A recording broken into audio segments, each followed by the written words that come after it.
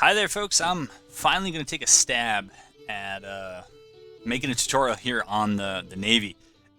It, I know, I know, but I am going to try. I've long been a bit critical, but I got to get into it because there's a lot here, and if I do too much talking around it, we ain't ever going to get this thing done. So, before you get started cranking out a million ships and all that other stuff,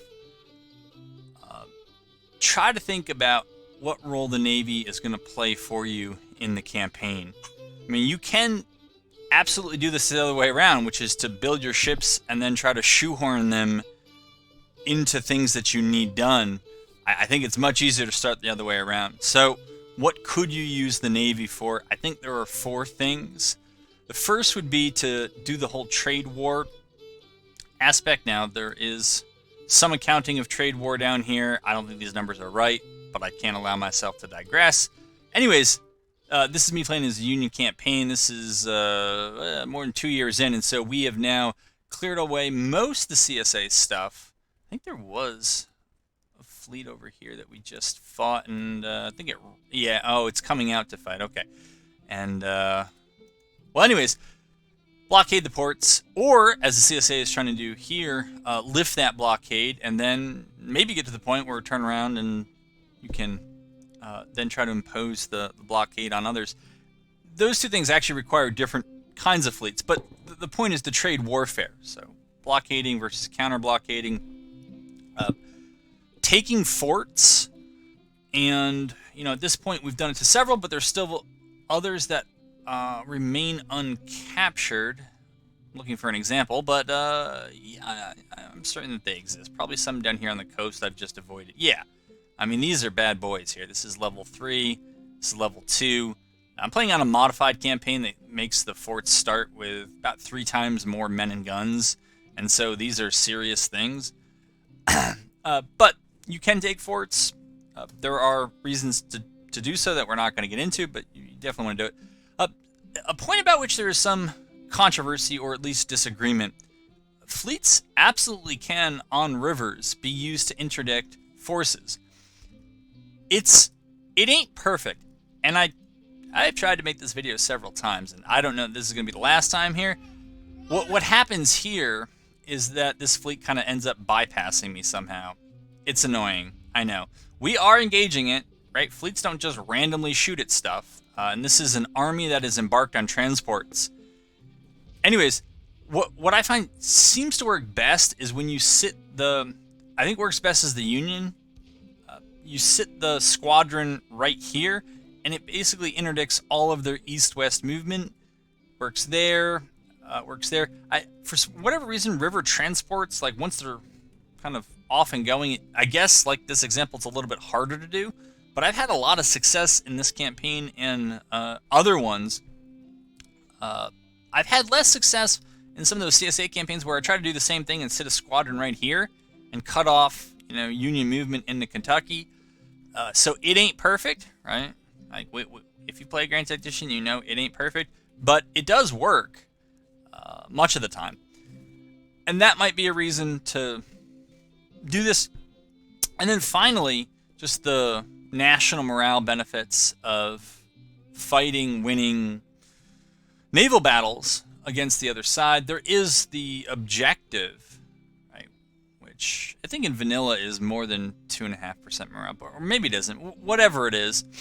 So that's winning 5 consecutive naval battles, but just winning them in general does help the national morale bonus, the balance in your favor, and so you might do it for that reason.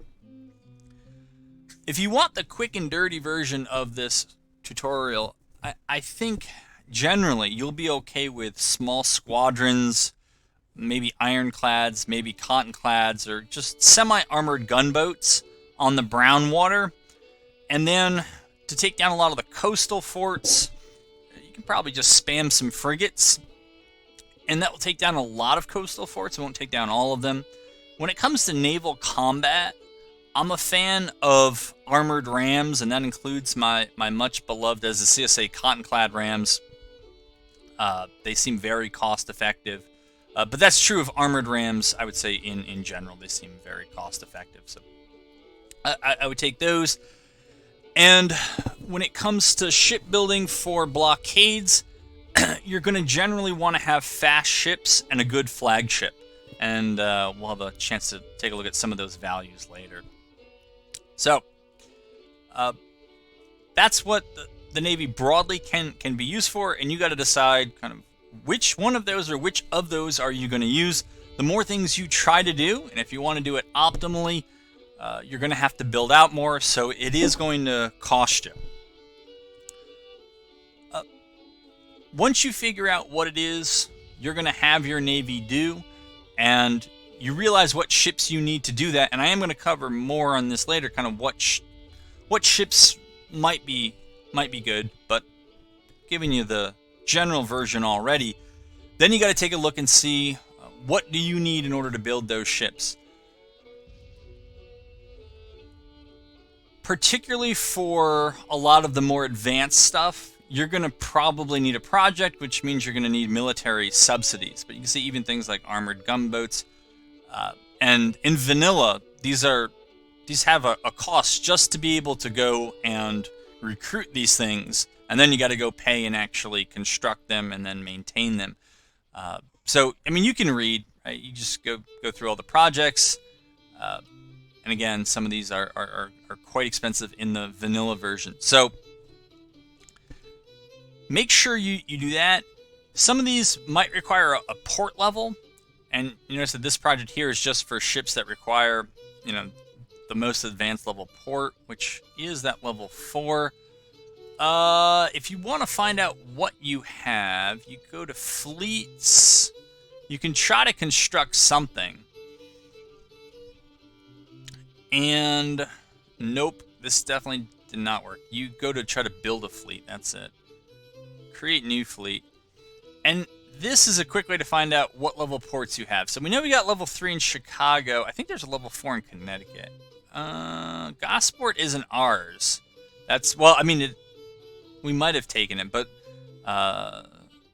that's level 4. I thought there was one in Connecticut that started off level 4, but I guess not. I guess New London is just 3. So in this case, if you wanted to build a ship whose prerequisites were that you needed a level 4 port, and for real this time, when you go to build ships, if it's red, you can't build it. You're missing something. Probably a port level, possibly a project. Maybe both. It will tell you port level needed. My goodness.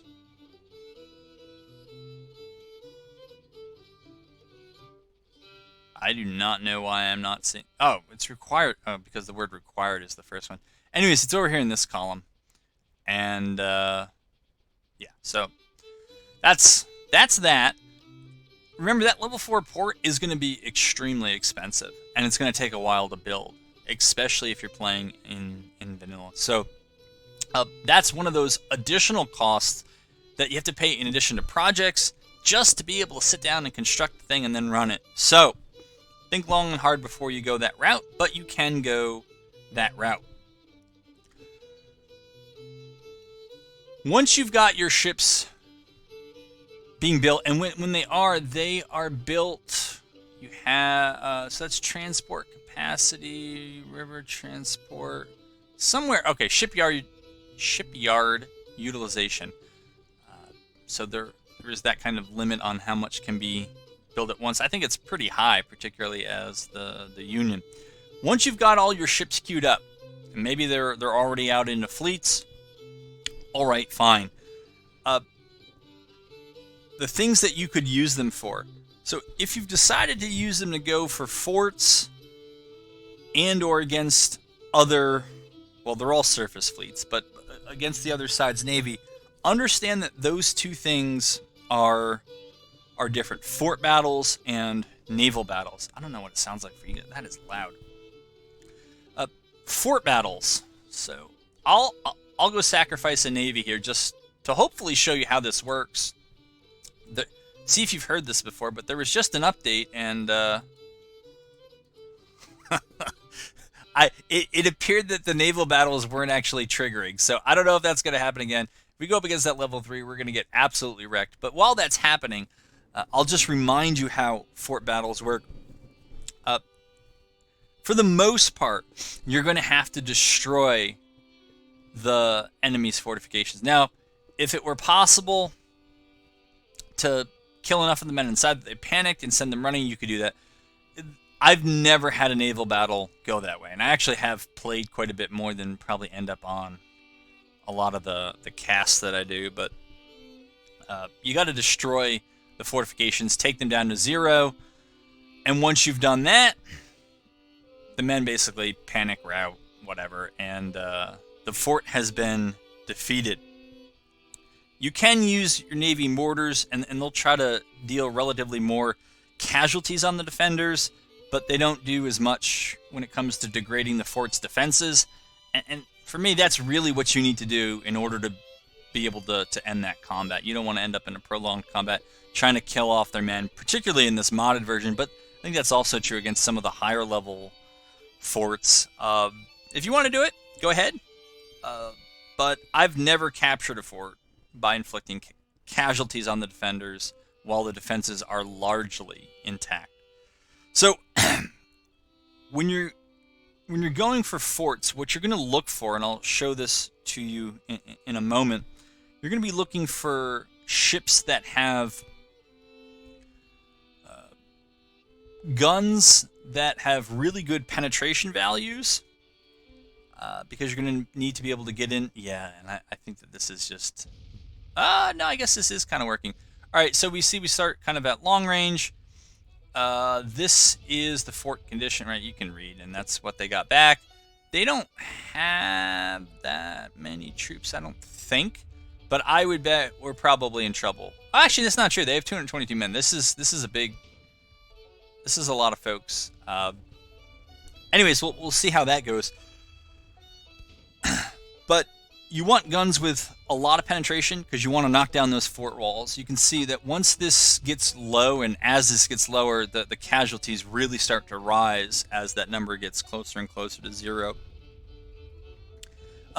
One of the downsides that my fleet is about to experience here is that if you don't have either an army that is ready to go and take that fort, or you don't have the perk that allows your fleet to potentially capture a fort, you win the battle, but then the fort just starts rebuilding and it stays on the other side. And so, before you throw away a whole bunch of ships and take a whole lot of damage and incapacitate your fleet in the name of trying to take down a fort, there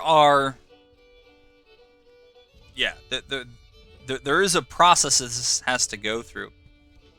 I would say in general, forts are going to have cannons that have ranges that are probably at least as long as yours. Their accuracy is generally as good, if not better, than what you're going to have on your best ships. Fort guns generally have very good penetration values, and they cause a lot of high explosive damage. Their solid shot tends to do less, but then again, they're shooting, in many cases, at wooden ships. If you bring a lot of ironclads, then you're going to cause more problems for them. But they do have those good penetration values, and so they're going to be able to do potentially a lot of damage and at very long range. If you do something that I did not do here, and you scout the fort's values in advance, you'll know more about what you're up against. So however many of these circles there are, that tells you what level it is. And in general, as these increase, the fort gets more hit points. You can even see that this is level 3, this is level 2 over here. It says fort condition is 100%. We know it's not true. And if you then left-click on it, it tells you get a lot of really good information. It only has 250 troops in there, but it's got all these guns. And I'll show you what these guns do shortly, but basically they get more and better guns as the fort level rises.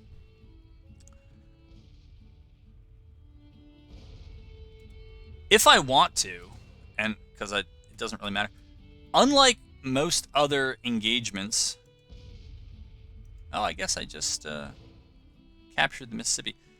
Fleets, while engaged with forts, can still move, but they move pretty slowly. You can see that is moving glacially, even at 20 times speed. That's moving pretty glacially. All right. Now we can go back, because why not? But and there is a perk that specializes some folks just in that. I wonder if we can try to give these guys, while this is going on, the one that might let us capture it just with the ship, if we're able to. Wow, there. Anyways. So a note on distance here, because I noticed that in this one, it seemed like they were parking at about 683. When we pulled out, we pulled out to almost 1,000 yards. Both sides, I mean, if you've constructed your fleet well, you should have some guns in the fleet. Now, see, I'm going to pause here. We actually captured that. And we did it only because I took that perk right there, the amphibious perk one. You don't have a very good chance at capturing it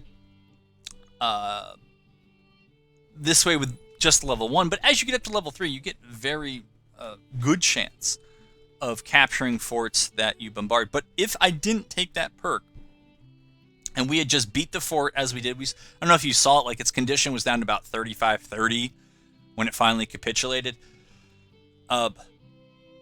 If we didn't have that perk, we could have shot the condition to 0. The men might have fled, but they would still retain control of it. The stats in the background, at very long ranges, at your kind of maximum range, it's a very low hit probability. It's about 20%. Whereas if you are at the kind of closest your guns need to be, it's 100%. So, note that. This is, by the way, in campaign prefs, if you want to go through that file. Some of the guns that I think are really good to have on ships for attacking forts, the 10, 11, and 15-inch Navy cannons. The 10 and the 11-inch, especially, I mean, the 11-inch has a range of 3,650 yards. The 10-inch is 3,000. The 15 is only 2,100. And so you would give up a fair amount of range there for a much bigger payload. Those all have really good penetration values and a lot of firepower. Some guns that do even better with penetration, but they don't have as much firepower. The 80, 100, and 150-pound Navy rifles. Their range is 3,800 to 4,000 yards, so they can really chip into those fort walls. Anyways, if you want to do your own ship shopping, and again, I am going to show you how to do that shortly, that might be something might be some points you want to think about. So those are the guns. What about the ships? I'm of the mind that frigates and steam frigates, they bring a lot of guns, but they tend to be about half the range of your fort guns. But if you notice this engagement, this is even closer than that. Right? Assuming that some of the max range on those guns was 2,500 to 3,000 yards, if we're fighting at 700 yards, we're well inside of that already. I like frigates and steam frigates. I actually don't know what this fleet has. None of this was optimally built. I mean, this is a pretty... Okay, so we got a frigate, we got a steam frigate. This is not a fleet designed for taking forts. And so the fact that we took a level 2 fort, which I've modified to be stronger, at least in terms of manpower and guns, than regular forts, it does show that these things are... I was going to call them my kind of Walmart versions of good fort takers. I think, especially against level 1 forts, you saw that against this level 2 fort here, they won that. And if I probably hadn't pulled them out and then put them back in, they probably would have won it even faster. Not pictured on here, but it might be a thing. The double ender. And I want Let's see it here. Whoops. The double ender. This one right here. What this has going for it is that it has some really good long-range options that the frigate and steam frigate don't have. But it doesn't have a lot of guns, and it has no armor. At least the frigate and the steam frigate have 0.5 armor. Let's see. Frigate, steam frigate. I don't know if that shows up on here, but it does show up in the file that I'm about to show you. And the frigate only requires a level 2 port. Steam frigate, as you can see, it says here it needs level 3. I'm not sure if that's what it says in the Excel sheet, but what these two do well is to bring a lot of guns relatively cheaply, relatively early. They're going to have to do their fighting, I think, as you saw, within 1,000 yards, but they're just going to throw a lot of fire downfield, and that gives them a chance. If you throw those double enders in there, that gives you some long-range options if you want to do that long-range bombardment. But again, just know what that means. The chances of hitting are not nearly as great. In this game, like in life, in general, you will get what you pay for. So if you want the ocean-going, let's see if I can even find it here. Ocean-going ironclad warship. Well, this is ironclad warship. I assume that's the one that I mean.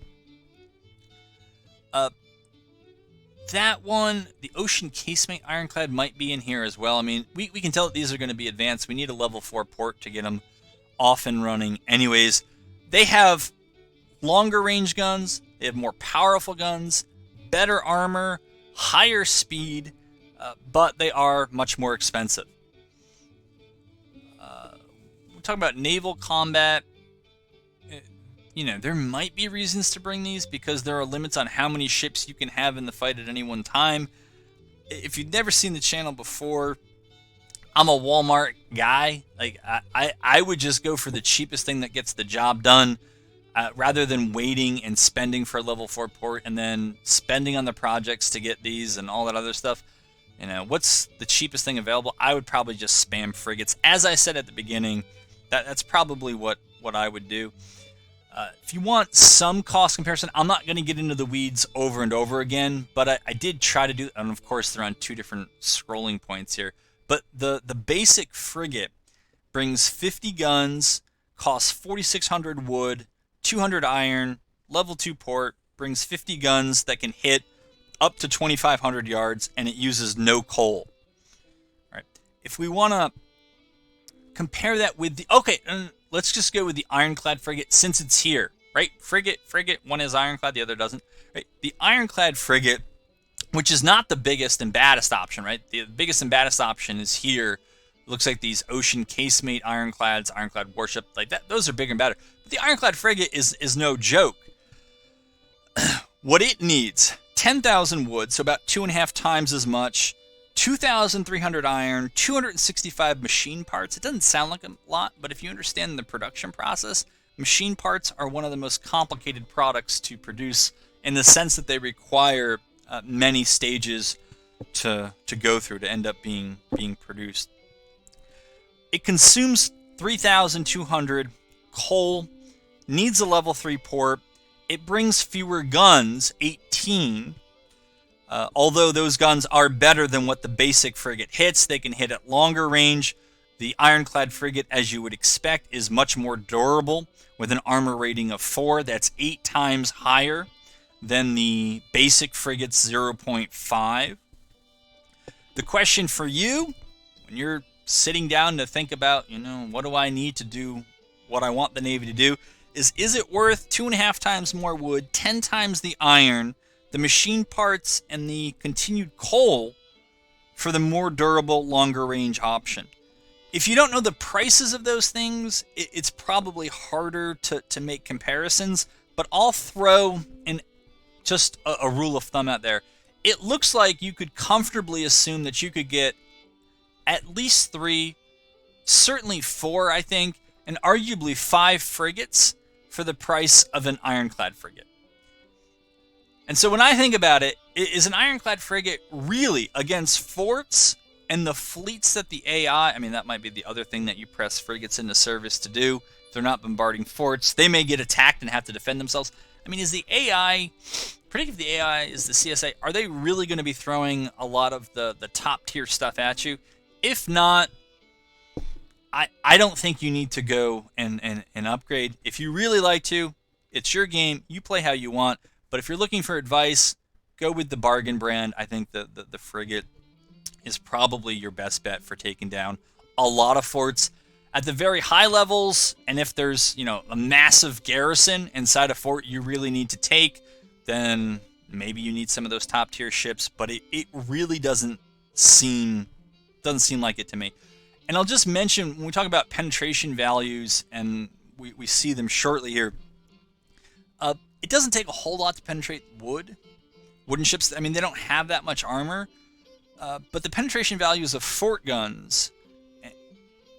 And so you're thinking about this if you're trying to defend your forts, or if you're thinking about attacking, maybe the Union starts building a lot of ironclads, you're going to really want those guns with good penetration values in order to get through that armor. Because you can have all the high explosive in the world, but if your shot can't penetrate that armor, you're going to lose that battle. All right, that was that. Now, I don't know if this other battle is going, but I want to turn away from fort battles because that's really all I have to say about them at this point. I wanted to try to take a look at a naval battle. I don't know that the CSA has that many fleets left. I thought there was one over here, but I guess maybe that played in the background while that other thing was going on. But the rules for naval engagements are different. There are different considerations when it comes to naval engagements. So in vanilla, at sea, only 7 ships from each fleet can engage at a time. Now, if one of your ships goes down, so right, you're down to 6, you can put in another one to bring them up to 7, and so on. Oh wait, we're gonna get one. Yeah. All right, they're coming. Actually, I'm not really sure that's that fleet is in trouble. Yeah, you might be in trouble too. We want to take them off blockade. This is a point I was going to raise later, but ships that are in blockade will move slower. They will move, but they will move slower. Anyways, here, we'll fall back to the Atlantic blockading squadron while I tell you how these things are supposed to work, and then I will show you in this battle, and it will probably not go the way I thought, but that's what makes for a funny tutorial. So only a certain number can engage on each side. The ships will go through maneuver and fire cycles, I guess is one way to put it. But basically, they start very far away. I believe the ranges start when they can hit, but it tends to be inside of 1,000 yards. I haven't seen naval engagements that start sooner than that, or further away than that. And then the ships will gradually move toward one another. And eventually, they'll end up at a range that is just close. That's what it will say. Let's see. Fighting on rivers is different. Again, only 3 ships from each squadron can engage at a time. And on river engagements, according to the game, the fights always begin at close range. And so that's going to be important when you're thinking about squadrons to patrol the interior rivers.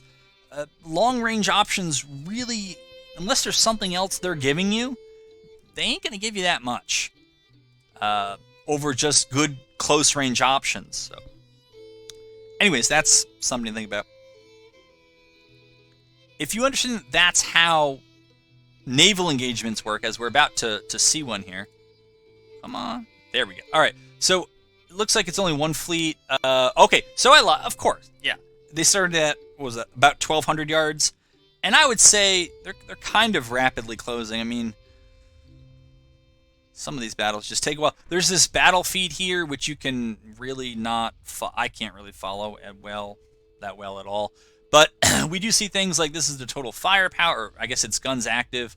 It says that it's 9 ships active. I don't think that's really what it means. We can see that our second fleet just joined, and with that we have a pretty good chance of winning things out here. This tells us about our engagement distance, and this just tells us that in fact we can only get 7 wide. And I'm guessing that these well,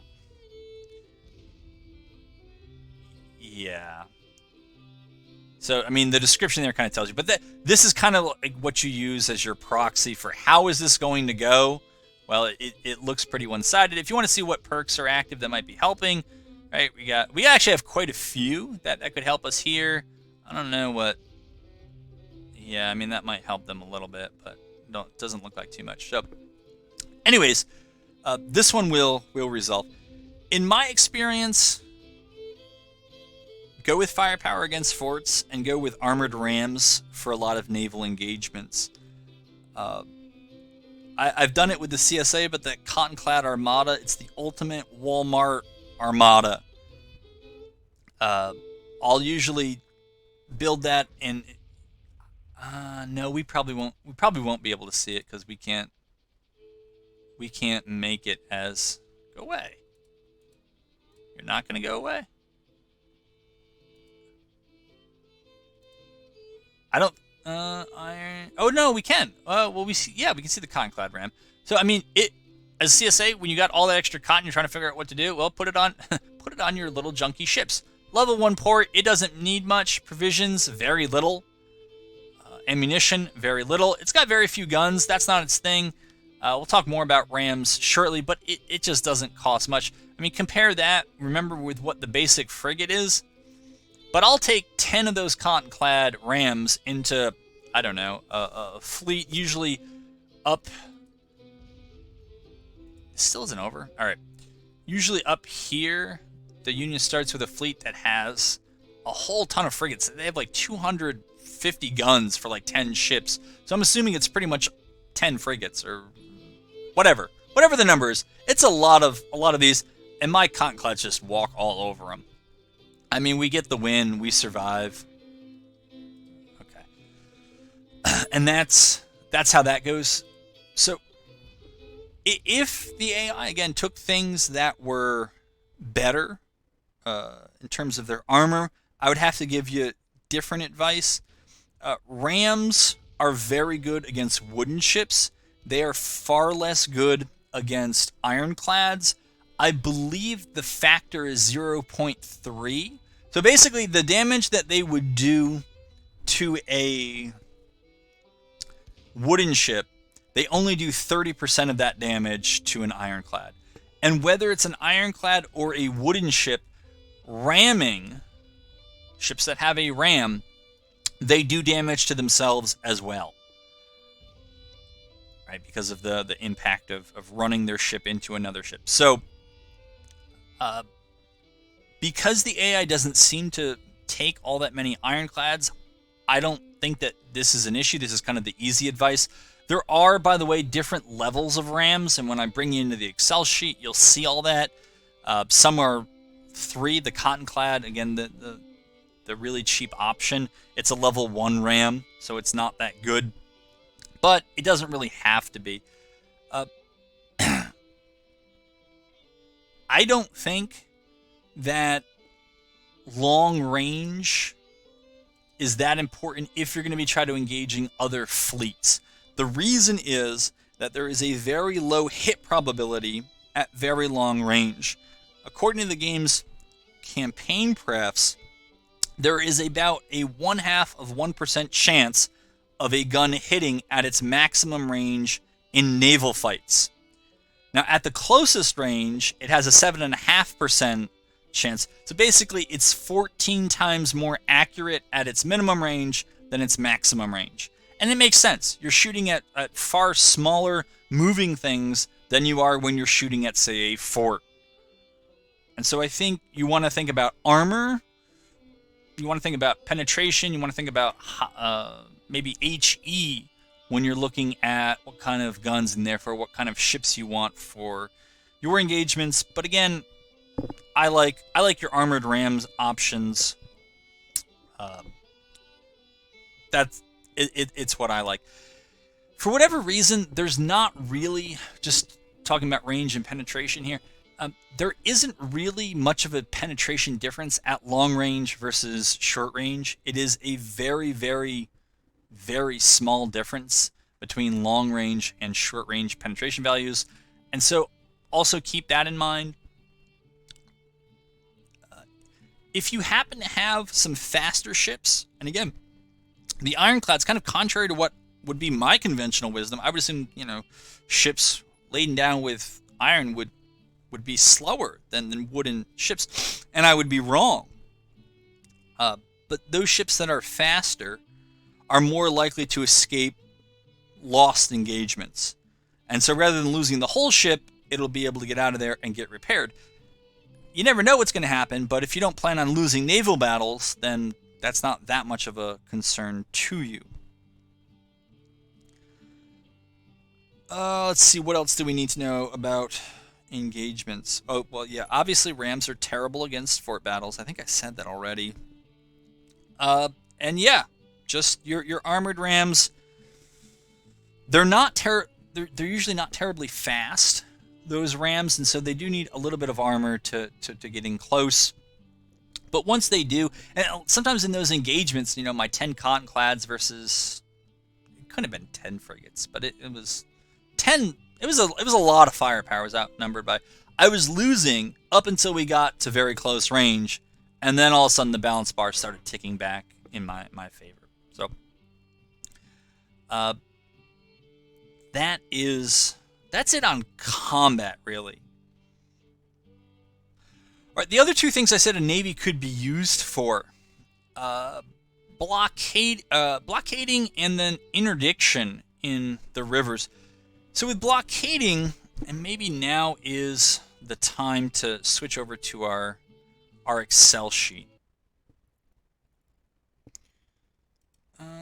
Ship types help, yeah. All right, we'll look at ship types and weapons. But as I was saying,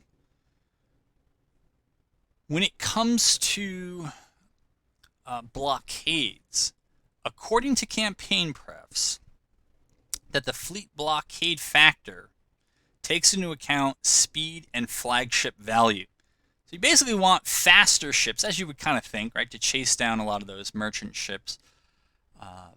And then the flagship value also affects how good a blockade is. It also identifies a blockade efficiency factor if within combat range of 2.5. Basically, if they're really close, then they'll be really good at blockading stuff. So sometimes you got to get in really close, and that will make the blockades even more efficient. But if you have generally faster ships and they have a good flagship value in there, then they'll be good. And I'll just spoil something I was going to say later when I talk about commanders. If you have a commander with good administration, say you have a commander who's good at admin but not much else, put him in a blockading fleet.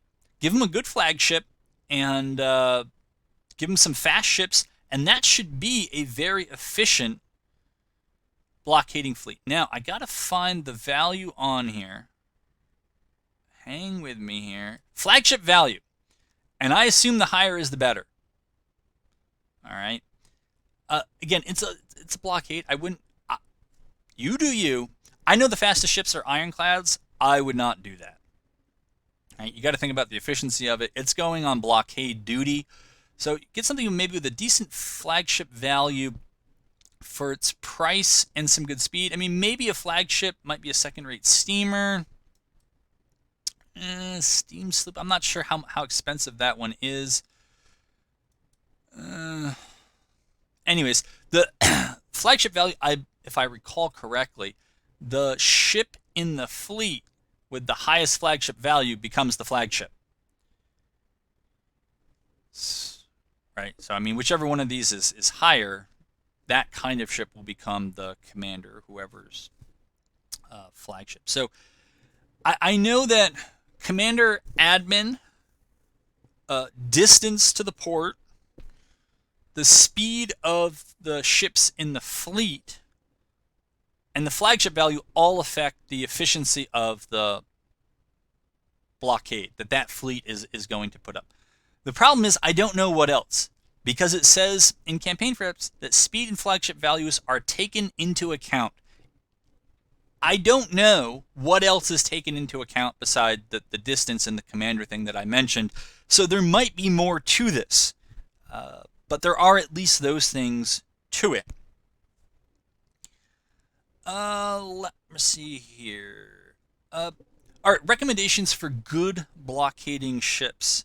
So I mentioned that ironclads are generally the fastest, but they need those level 3, level 4 ports. They're really expensive to build and maintain. I think for blockading, especially where the state of trade war is, I wouldn't recommend them. The brig, which I think is actually at the, yeah, it's down here. The brig is the fastest level 1 port ship, and it has a speed of 11 knots. Now, if we can just get, okay. And of course on here, no, this is it. All right. So here the speed is 11. I mean, to compare, right, the ocean casemate ironclad, I think this is one of the biggest ones there are, right? That's 14.5 knots. You can see that a lot of the ones here, these are pretty advanced ships. They're going, right, 12, 13, 14 also down here. But again, you're really paying out the wazoo for those. But for a nice early kind of fast ship, the brig, I think, is one of those good bargain buys. At level 2 ports, if you look at the second rate steamer, that can get up to 12 knots.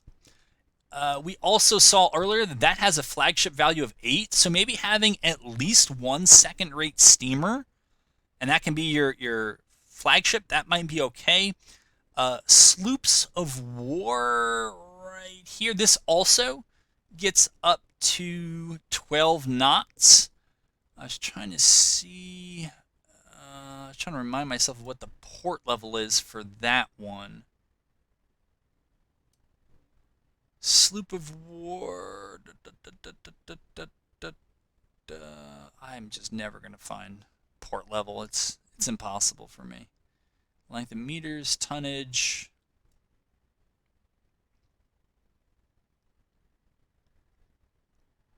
It's low.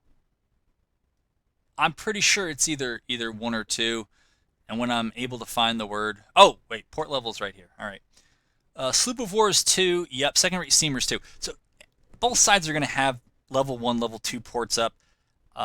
They're pretty fast. Again, you're blockading. You're not supposed to be doing a lot of fighting. You might get engaged, and if it goes poorly, these ships are good at getting away, so they should be able to get away.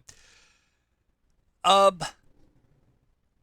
of these other kind of the flex options, the frigate, right, it's level 2, right? It can go up to 12 knots. It can stay at sea a long time.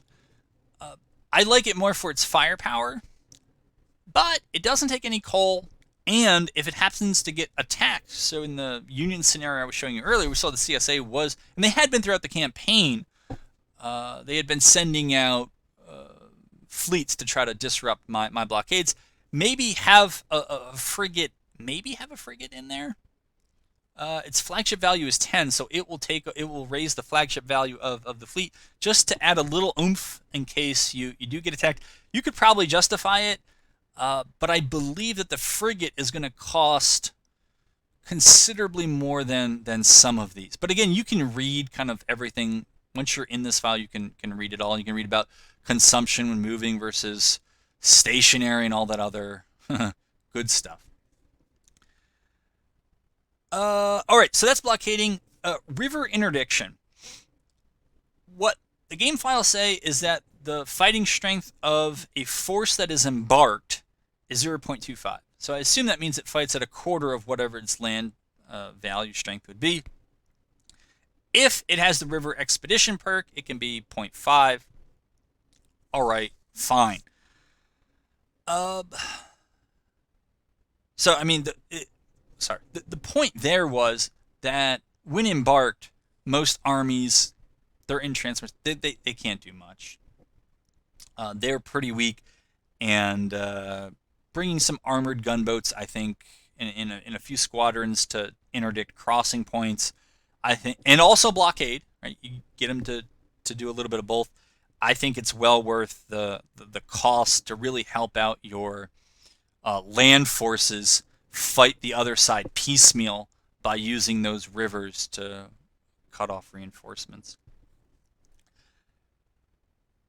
What else here? All right, I wanted to say something about stances. So there are 3 blockade, patrol, and raid. I don't like patrol and raid.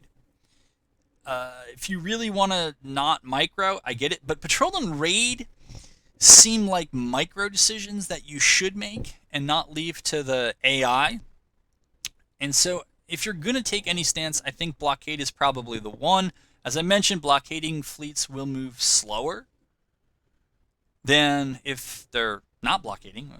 Makes sense. So if you need to move a blockading fleet fast, as you saw me in that battle, take it out of blockade stance, move it, and then put it back in blockade. If you really just want to keep it blockading all along, all right, fine. Just understand what that's going to cost you. Also remember, when it comes to blockading, that enemy fleets that are inside of your command radius will reduce the effectiveness of your blockade. So, if, I was doing so well before, but now I'm not, and there's an enemy fleet inside the command radius, well, that's why. It's because and that works for you as well. Especially if you're playing as a CSA, if you're able to get your fleets inside of the Union's blockades radius, you're going to diminish the quality of their blockade. All right.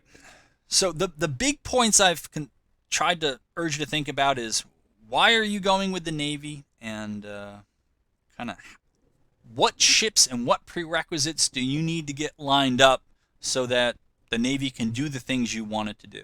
The third point I want to make is that commanders matter a lot for naval engagements. Because they can only be auto-resolved, none of the micro is really in your hands. You're going to want good commanders, I would say, particularly for the combat-oriented fleets. I think the Navy versus naval engagements, you probably want your commanders there. Some of the things that appear to matter for those, initiative. The more initiative a commander has, the greater their probability that they'll use their RAM. If your commander has high initiative, it also affects the start range more. Commander with good leadership, as you probably would expect, has an effect on the victory balance in naval combat. A commander with a lot of experience is going to enhance the combat strength of each vessel in his command. Is there anything else? So here, influence of commander cunning on naval combat start range.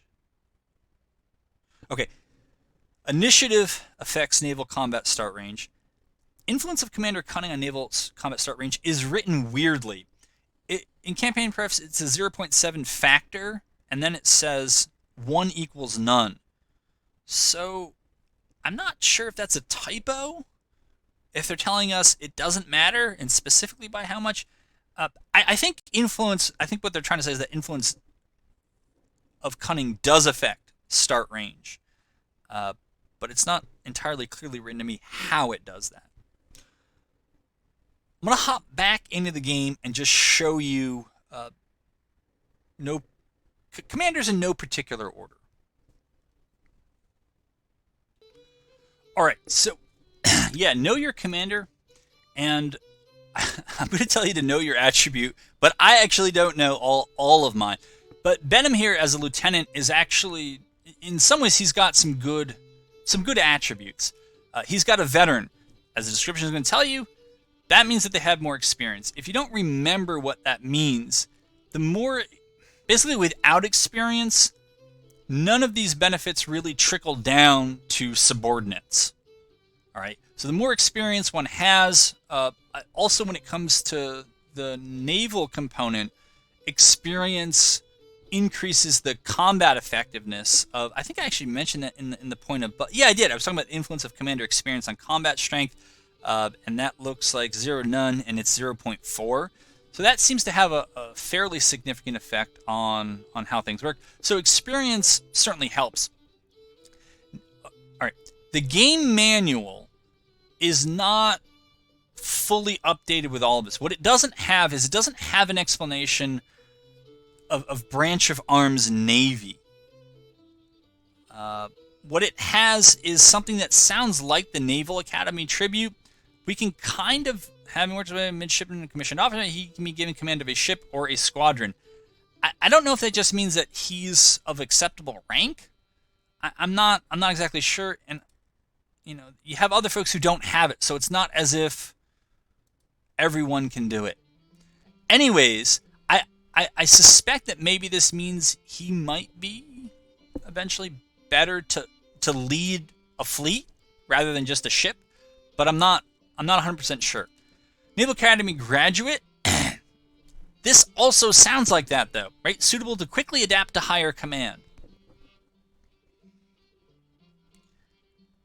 So, until it's spelled out in an updated version of the manual, I'm not sure. I suspect, though, the more that they have these things, the better off they will be, all things considered. But then you get folks like, right, David Porter, who only have veteran. They don't have the other attributes, and yet has some pretty good stats of his own.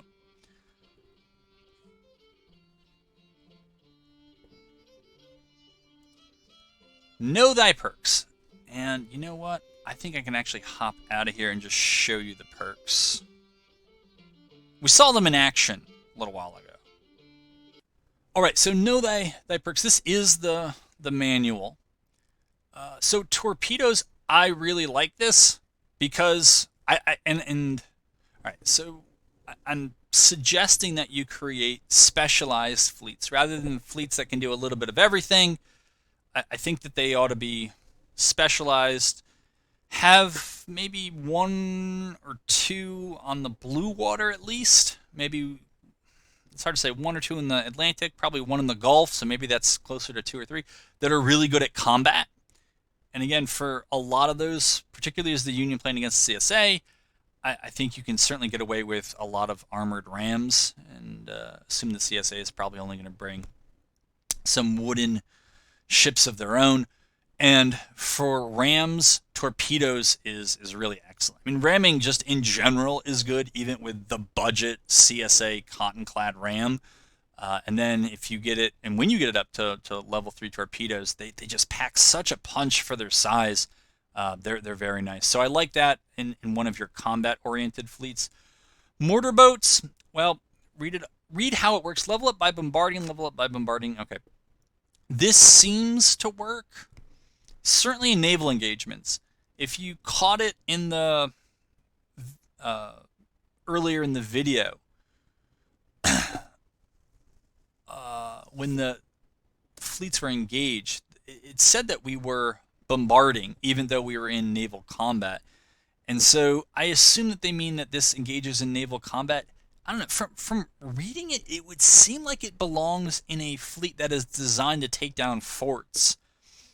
And while you can have a fleet that flexes between, taking down other enemy fleets and particularly some low-level forts, this seems... I don't love this one. Whatever it is, I don't love it. And bombardment efficiency? I don't know. So if this is a little bit clearer exactly when this comes into play, maybe. I think there are other options. I just don't like supply colliers. I don't like the speed debuff. The supply consumption is nice. One of the things I'm not really going to have time to get into here is just that naval costs can run up very quickly. And it will feel like I'm spending a lot on this and I don't have, I have far fewer units, I guess, than I do on land. All right, well, it is what it is. But yeah, I mean, the 20% supply consumption debuff is nice. I would say that something like this as a perk matters more if you're going to have a lot of the steam ships that use a lot of coal, might have a lot of men, right? And so you're using a lot of supplies, then it might make sense. But I just don't like being that slow. So this one, intelligence gathering, plus 25% fort bombardment efficiency. So this, right, is particular to those fleets that might be kitted out to go after forts. And again, those fleets I think would generally have good penetration values, some high explosive stuff, some of the stuff I let off talking about with at the beginning of the video. And that's why I also think that mortar boats is more for naval combat. Limelights, it sounds like it's also about ship to ship because it just says level up by bombardment. I don't know when you get to fight at night though. I guess it just happens in the background in those engagements that seem to drag on for a really long time. It's not one of my favorites. I think that there are other options. Again, for a naval fleets, I like torpedoes. I guess mortar boats isn't looking as bad now. What else do I like for those? Well, you know what? I guess there really aren't that many other options. So you know what? Maybe Limelights is your third one. Or if you spent a lot, maybe put the supply colliers in there and just get the cost down.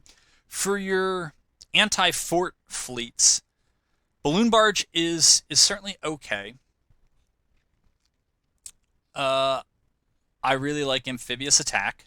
Right, as we did see, you can capture forts with that, and it's not by default. It's not a very high probability. So you got to attack forts, and it leveled up. You know, we got like a quarter cap for taking one level 2 fort. So that's something you might want to think about is amphibious attack. Really like it, and it saves.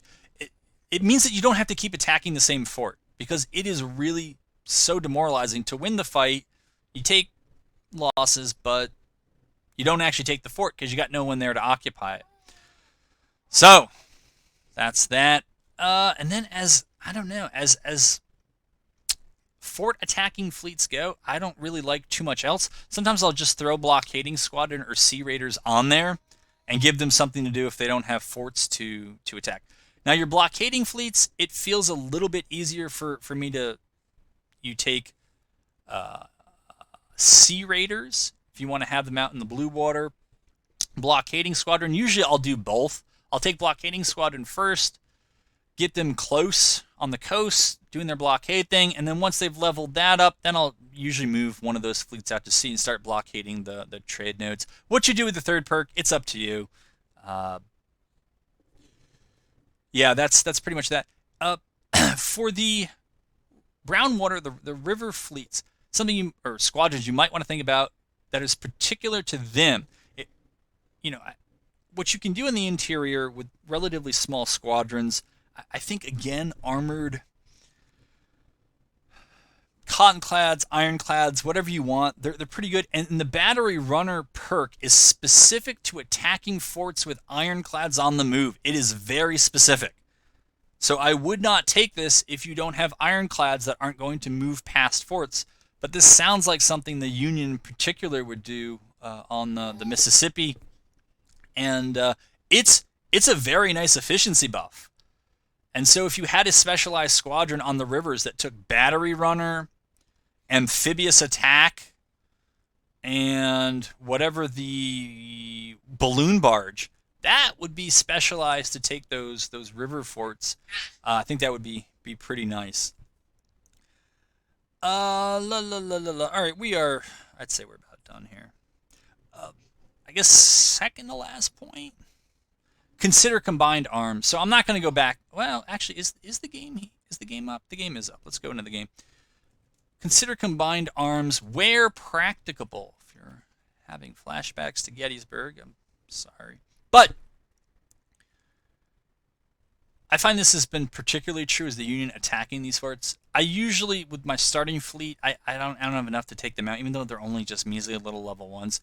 What really helped was having land forces come in usually from Kentucky, take those forts, and then that freed up my Navy to come in here and try to interdict reinforcements coming over land, and then fighting them when they got on their transports and sending them packing.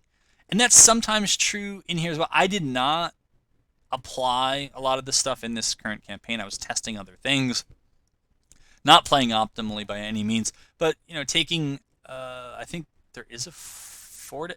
Is there a fort at Vicksburg? Maybe not. I don't know what. Well, there's a fort somewhere up here that we had to take earlier in order to move south. We were stalled right up here. Oh, here it is. It's Fort Pillow. So we were stalled here. In the end, it took a land army, and it was pretty quick. The land army came in and took it, and then that freed up this fleet to come down here and do more of that interdiction stuff. So that kind of combined arms works.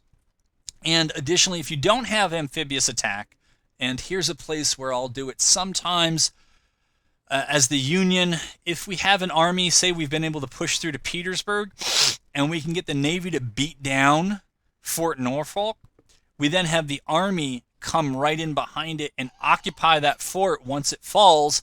That way we take it. Our fleet is then usually going to have to go repair itself. We'll repair the walls. It's our fort. It holds Norfolk. And then the army is freed up to move shortly thereafter, and then that fleet can move on as well. So that kind of combined arms I found is useful. And I guess my last point is everything comes with a price. So the ammunition on your vessels here,